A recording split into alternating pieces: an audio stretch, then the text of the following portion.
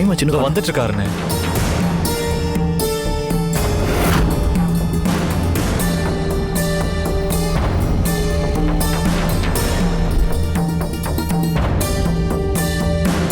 பெரியப்பா, ஜோசியர் வந்துட்டாரு.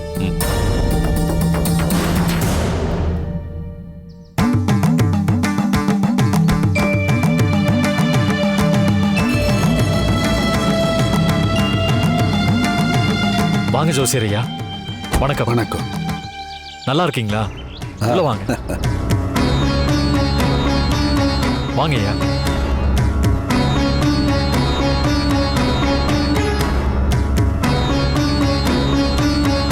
வணக்கம் சாமி. வணக்கம். உட்காருங்க ஐயா. உட்காருங்க. உட்காருங்க.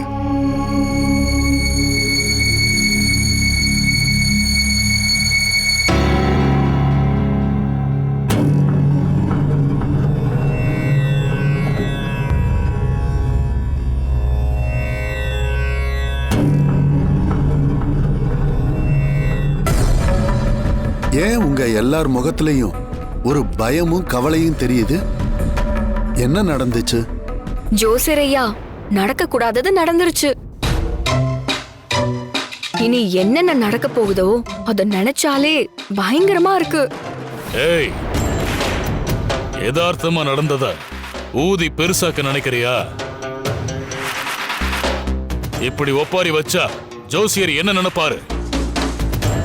ஜமீன் ஐயா, ஏன் அந்த குழந்தைய தடுக்கிறீங்க? மனசுல இருக்கிறத பேசட்டுமே. அது ஒண்ணும் இல்ல சாமி.